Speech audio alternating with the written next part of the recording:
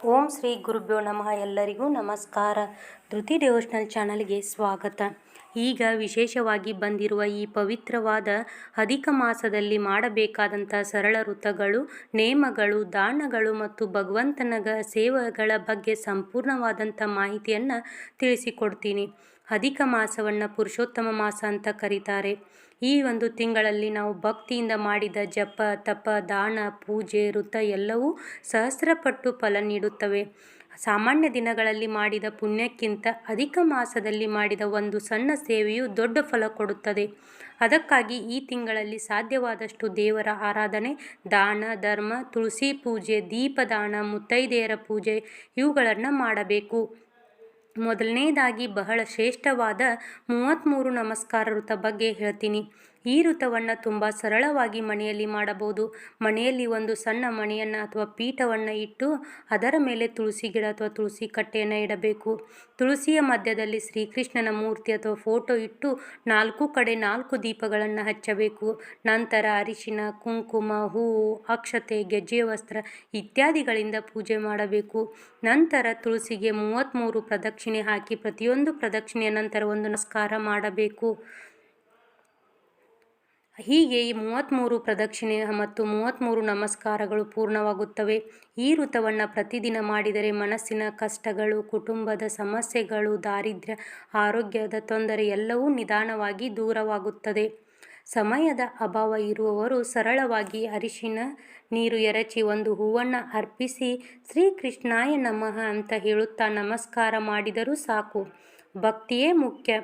ಈ ವೃತದ ಪೂಜೆ ಪ್ರತಿದಿನ ಒಂದು ಮುತ್ತೈದೆಗೆ 4 ಬಳೆಗಳನ್ನು ದಾನ ಮಾಡಿದರೆ ಸೌಭಾಗ್ಯ ಹೆಚ್ಚಾಗುತ್ತದೆ. ಬಳೆಗಳನ್ನು ಅರಿಶಿನ, ಕುಂಕುಮ, ತಾಂಬೂಲ ಮತ್ತು ದಕ್ಷಿಣ ಸಹಿತ ಕೊಡಬೇಕು. ವಿಧವಾ ಸ್ತ್ರೀಯರು ಕೂಡ ಈ ವೃತ ಮಾಡಬಹುದು. ಅವರು ತಮ್ಮ ಮನೆಯ ಮಕ್ಕಳ ಮೂಲಕ ಬಳೆ ದಾನ ಮಾಡಿಸಿ ತಾವು ಭಕ್ತಿಯಿಂದ ನಮಸ್ಕಾರ ಮಾಡಬಹುದು. ಇನ್ನು ತುಳಸಿ ಕೃಷ್ಣ ಸೇವೆ ತುಂಬ ಶ್ರೇಷ್ಠ. ತುಳಸಿಯಲ್ಲಿ ಶ್ರೀಕೃಷ್ಣನನ್ನು ಪ್ರತಿಷ್ಠಾಪಿಸಿ ಪ್ರತಿದಿನ ದೀಪ ಹಚ್ಚಿ ಪೂಜೆ ಮಾಡಿದರೆ ಮನೆಗೆ ಲಕ್ಷ್ಮೀ ಕಟಾಕ್ಷ ಬರುತ್ತದೆ. ತುಳಸಿಗೆ ಗೆಜ್ಜೆ ವಸ್ತ್ರ ಅರ್ಪಿಸುವುದು ಅತ್ಯಂತ ಪುಣ್ಯಕರ. 33 ದಿನಗಳಲ್ಲಿ 33 ಗೆಜ್ಜೆ ವಸ್ತ್ರ ಅರ್ಪಿಸಿ ಕೊನೆಯ ದಿನ ಬ್ರಾಹ್ಮಣ ದಂಪತಿಗಳಿಗೆ ಸೀರೆ ಮತ್ತು ಪಂಚೆ ದಾನ ಮಾಡಿದರೆ ಜನ್ಮ ಜನ್ಮಾಂತರಕ್ಕೂ ವಸ್ತ್ರದ ಕೊರತೆ ಬರುವುದಿಲ್ಲ. ಅಧಿಕ ಮಾಸದಲ್ಲಿ ದೀಪ ಸೇವೆಗೆ ಅತ್ಯಂತ ಮಹತ್ವ ಇದೆ. ಪ್ರತಿದಿನ ಕನಿಷ್ಠ 15 ಜೋಡಿ ದೀಪ ಅಥವಾ ಹೂಬತ್ತಿಗಳನ್ನು ಹಚ್ಚಬೇಕು. ದೇವರ ಮುಂದೆ, ತುಳಸಿಯ ಮುಂದೆ, ಗೋಮಾತೆಯ ಮುಂದೆ, ಆಕಾಶ ದೀಪ, ನಕ್ಷತ್ರ ದೀಪ ಈ ರೀತಿಯಾಗಿ ದೀಪ ಹಚ್ಚುವುದರಿಂದ ಮನೆಯಲ್ಲಿರುವ ನಕಾರಾತ್ಮಕ ಶಕ್ತಿಗಳು ದೂರವಾಗುತ್ತವೆ. ದೀಪ ಎಂದರೆ ಜ್ಞಾನ, ಶಾಂತಿ ಮತ್ತು ಲಕ್ಷ್ಮಿಯ ಪ್ರತೀಕ. ಕೊನೆಯ ದಿನ ದೇವಸ್ಥಾನದಲ್ಲಿ ಅಥವಾ ಬ್ರಾಹ್ಮಣರಿಗೆ ದೀಪದಾನ ಮಾಡಿದರೆ ವಂಶಾಭಿವೃದ್ಧಿ, ಆಯುಷ್ಯ, ಆರೋಗ್ಯ ಎಲ್ಲವೂ ಲಭಿಸುತ್ತದೆ. ಇನ್ನು ಶ್ರೀಫಲ ದಾನ ಅಂದರೆ ತೆಂಗಿನಕಾಯಿ ದಾನ ಬಹಳ ಶ್ರೇಷ್ಠ. ಪ್ರತಿದಿನ ಒಂದು ಮುತ್ತೈದೆಗೆ ತೆಂಗಿನಕಾಯಿ, ತಾಂಬೂಲ, ಅರಿಶಿನ, ಕುಂಕುಮ ಮತ್ತು ಬ್ಲೌಸ್ ಪೀಸ್ ಸಹಿತ ಕೊಡಬೇಕು. ತೆಂಗಿನಕಾಯಿ ಶ್ರೀಫಲ ಎಂದು ಕರೆಯಲ್ಪಡುತ್ತದೆ. ಇದು ಲಕ್ಷ್ಮೀದೇವಿಗೆ ಅತ್ಯಂತ ಪ್ರಿಯವಾದದ್ದು. ಈ ದಾನದಿಂದ ಮನೆಗೆ ಐಶ್ವರ್ಯ, ಧನ ಸಂಪತ್ತು ಮತ್ತು ಸುಖ ಶಾಂತಿ ಹೆಚ್ಚಾಗುತ್ತದೆ. ಇನ್ನು ಮಂಗಳವಾರ ಮತ್ತು ಶುಕ್ರವಾರ ಮುತ್ತೈದರಿಗೆ ಎಣ್ಣೆ ಮತ್ತು ಅರಿಶಿನ ದಾನ ಮಾಡುವುದು ಬಹಳ ಪುಣ್ಯಕರ. ಸಣ್ಣ ಹಿತ್ತಾಳ ಪಾತ್ರೆಯಲ್ಲಿ ಎಣ್ಣೆ ಹಾಗೂ ಅರಿಶಿನ ಇಟ್ಟು ತಾಂಬೂಲ, ದಕ್ಷಿಣೆ ಸಹಿತ ಕೊಡಬೇಕು. ಜೊತೆಗೆ ಕನ್ನಡಿ, ಕುಂಕುಮದ ಡಬ್ಬಿ, ಅಲಂಕಾರದ ಪೆಟ್ಟಿಗೆ, ಬಳೆ ಇಂತಹ ಸೌಭಾಗ್ಯ ವಸ್ತುಗಳನ್ನು ದಾನ ಮಾಡಿದರೆ ಮಹಾಲಕ್ಷ್ಮಿಯ ಅನುಗ್ರಹ ಸದಾ ಮನೆ ಮೇಲೆ ಇರುತ್ತದೆ. ಇನ್ನು ಅಧಿಕ ಮಾಸದಲ್ಲಿ ಪ್ರತಿದಿನದ ತಿಥಿಗೆ ಅನುಗುಣವಾಗಿ ವಿಶೇಷ ದಾನಗಳನ್ನು ಮಾಡಬಹುದು. ಪಾಡ್ಯ ದಿನ ಅರಿಶಿನ ಕುಂಕುಮ, ಬಿದಿಗೆ ದಿನ ಅರಿಶಿನ ಕುಂಕುಮ, ತದಿಗೆ ದಿನ ಕೊಬ್ಬರಿ ಸಕ್ಕರೆ, ಚೌತಿ ದಿನ ನಿಂಬೆಹಣ್ಣು, ಸಕ್ಕರೆ, ಏಲಕ್ಕಿ, ಪಂಚಮಿ ದಿನ ಅಕ್ಕಿ, ಷಷ್ಠಿ ದಿನ ಮೊಸರು, ಸಪ್ತಮಿ ದಿನ ಹಣ್ಣು, ಅಷ್ಟಮಿ ದಿನ ತೊಗರೆಬೇಳೆ, ನವಮಿ ದಿನ ಚೌಳಿಕಾಯಿ, ದಶಮಿ ದಿನ ಬೆಲ್ಲ, ದ್ವಾದಶಿ ದಿನ ಹಾಲು, ತ್ರಯೋದಶಿ ದಿನ ಗೋಧಿ ಹಿಟ್ಟು, ಚತುರ್ದಶಿ ದಿನ ಮಲ್ಲಿಗೆ ಹೂವು, ಹುಣ್ಣಿಮೆ ದಿನ ಸೌತೆಕಾಯಿ ದಾನ ಮಾಡಿದರೆ ಪ್ರತಿಯೊಂದು ದಾನಕ್ಕೂ ವಿಶೇಷ ಫಲ ಸಿಗುತ್ತದೆ.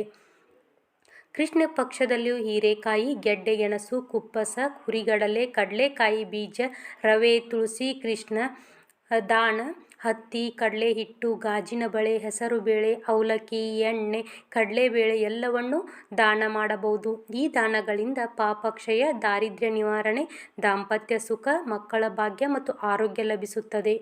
ಇನ್ನು ಪ್ರತಿದಿನ ಬ್ರಾಹ್ಮಣ ದಂಪತಿಗಳಿಗೆ ತಾಂಬೂಲ, ದಕ್ಷಿಣೆ ಕೊಡುವುದು, ದೇವಸ್ಥಾನಕ್ಕೆ ಅಕ್ಕಿ, ಬೇಳೆ, ತುಪ್ಪ, ತೆಂಗಿನಕಾಯಿ ಕೊಡುವುದು, ಗೋಮಾತೆಗೆ ಅಕ್ಕಿ ಹತ್ತಿ ಕಾಳು ನೀಡುವುದು, ಮುತ್ತೈದೆಯರಿಗೆ ಉಡಿ ತುಂಬುವುದು ಈ ಎಲ್ಲ ಸೇವೆಗಳು ನಮ್ಮ ಜೀವನದಲ್ಲಿ ದೊಡ್ಡ ಬದಲಾವಣೆ ತರಬಲ್ಲವು.